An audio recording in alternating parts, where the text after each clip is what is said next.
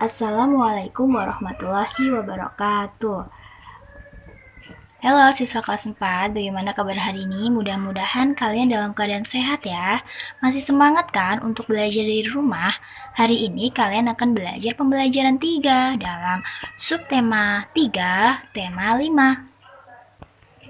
Setelah mengetahui perjuangan para pahlawan, sikap apakah yang dapat kamu tiru dari mereka? Apakah sikap kepahlawanan itu hanya ditunjukkan pada masa perjuangan melawan penjajah saja? Adakah tokoh-tokoh pada masa sekarang yang tindakan mencerminkan sikap kepahlawanan? Mari kita cari tahu bersama ya. Nah, sebelum belajar tentang sikap kepemimpinan, kamu akan belajar bersama guru olahragamu ya. Ini adalah PLPJOK. Kamu sudah belajar tentang memar, luka, dan lepuh. Kamu juga sudah paham cara mengobati memar, luka, dan lepuh. Sekarang, kamu bersama teman-temanmu akan mempraktikkan lagi cara menangani ketiga jenis cedera tersebut. Setelah selesai berpraktik, kamu dan gurumu dapat melakukan refleksi bersama. Masih ingatkah kamu dengan perjuangan para tokoh pada masa kerajaan Hindu, Buddha, Islam, dan masa penjajahan? Bagaimana sikap kepahlawanan yang mereka miliki?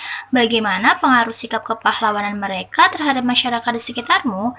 Ayo kita buat urutan atau lini masa perjuangan dari sikap kepahlawanan mereka. Berikut urutan atau lini masa perjuangan dan sikap kepahlawanan. Oke, pada masa Hindu yaitu sekitar tahun 390 Masehi, kemudian beralih ke masa Buddha tahun 850 Masehi. Setelah itu beralih ke masa Islam pada 1653 Masehi dan beralih ke masa penjajahan 1945 Masehi. Pada masa Hindu ada raja yaitu Raja Purnawarman salah satunya ya. Sikap kepahlawanan yang dimiliki oleh Raja Purnawarman yaitu mencintai rakyat, berani melawan perompak. Kemudian pada masa Buddha ada salah satu raja yaitu Raja Balaputradewa. Sikap kepahlawanan Raja Balaputradewa yaitu membangun armada yang kuat, membangun ekonomi Sriwijaya ya. Ini adalah tindakan-tindakan yang dilakukan oleh Raja Balaputradewa. Kemudian pada masa Islam yaitu salah satu pahlawannya itu Sultan Hasanuddin. Sikap kepahlawanan beliau adalah berani dan gagah melawan Belanda, kemudian arif dan bijaksana. Nah, pada masa penjajahan ada pahlawan, salah satunya yaitu Insinyur Soekarno. Sikap kepahlawanan Insinyur Soekarno mengutamakan musyawarah untuk mufakat, berani dan rela berkorban demi negara. Sikap kepahlawanan bisa kamu temukan di lingkunganmu. Kamu bisa belajar tentang sikap kepahlawanan dari kisah seorang penjaga pintu perlintasan kereta api. Untuk menambah pengetahuanmu tentang sikap kepahlawanan dari penjaga pintu kereta api, bacalah teks berikut. Kita baca ya. Pahlawan tanpa tanda jasa. Gimin tinggal di desa Lemah Abang, Karawang. Pekerjaannya sangat mulia.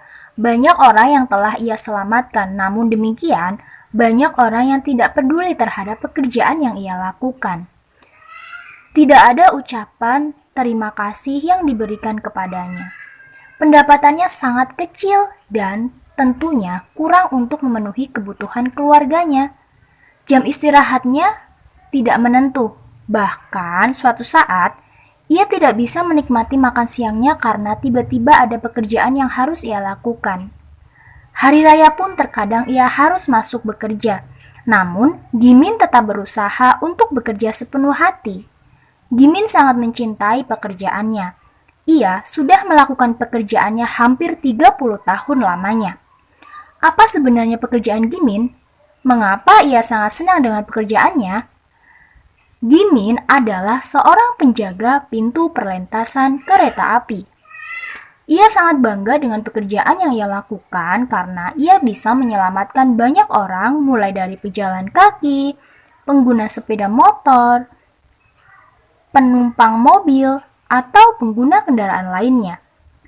Panas terik atau guyuran hujan tidak pernah ia pedulikan. Begitu juga dengan suara bising kendaraan. Ia tidak pernah terganggu dengan semua itu. Bahkan, umpatan dari mereka yang marah karena Gimin menutup pintu rel pun ia abaikan. Di dalam pikirannya yang ada hanyalah usaha untuk menyelamatkan orang-orang. Menjadi penjaga pintu perlintasan kereta api yang bertanggung jawab adalah salah satu cerminan sikap kepahlawanan. Nah, informasi dari bacaan yang sudah kalian baca antara lain: 1. Sikap kepahlawanan yang ditunjukkan oleh Pak Gimin adalah bekerja keras, pantang menyerah, dan bekerja dengan sungguh-sungguh sesuai keahliannya. Kemudian beliau bekerja demi keselamatan orang lain, yaitu pengguna jalan yang melintasi rel kereta api. Selanjutnya, informasi yang lain adalah jika tidak ada Pak Gimin dan teman-teman, tentunya keadaan lalu lintas akan menjadi kacau dan mungkin sering terjadi kecelakaan. Nah, itulah sikap kepahlawanan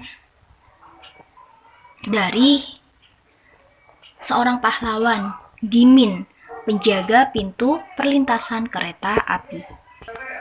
Sikap kepahlawanan pun dimiliki oleh mereka yang bekerja di kapal selam. Mereka menjaga perairan Indonesia tetap terjaga dari gangguan orang-orang yang tidak bertanggung jawab. Biasanya, kapal selam menggunakan sebuah jendela yang membantunya melihat keadaan di sekeliling.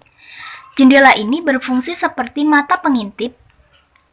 Jendela pada kapal selam ini disebut periskop.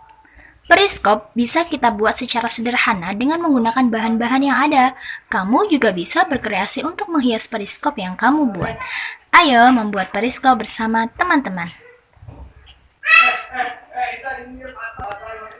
Untuk membuat periskop, alat dan bahan yang dibutuhkan adalah kardus bekas, cermin datar 2 buah dengan ukuran yang sama, lem atau selotip, busur derajat, gunting, kertas biasa atau kertas koran atau kertas pembungkus kado. Semua alat dan bahan ini ada di rumah ya. Dan kalaupun tidak ada, kalian bisa cari. Dan alat dan bahan ini mudah dicari ya. Prosedur pembuatan: bentuklah kardus bekas menjadi sebuah balok dengan ukuran tinggi antara 30-50 cm, panjang dan lebar masing. Buatlah lubang pada bagian sisi bidang AB dan lubang lain pada sisi bidang EF. AB, ini lubangnya, EF. Rekatkan cermin masing-masing dengan posisi seperti gambar. Pastikan cermin saling berhadapan. Posisi cermin dengan kemiringan masing-masing 45 derajat. Nah, untuk mengukur kemiringannya kalian bisa menggunakan busur atau penggaris busur ya.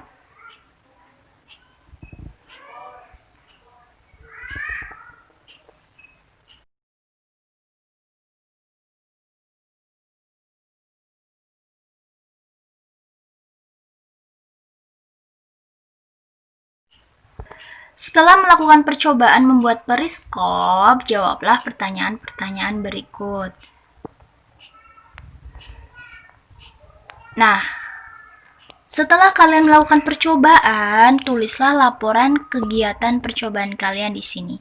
Ingat ya, perlu saya tegaskan di sini bahwa kegiatan percobaan ini ada hubungannya dengan pembuktian sifat cahaya, yaitu dapat dipantulkan.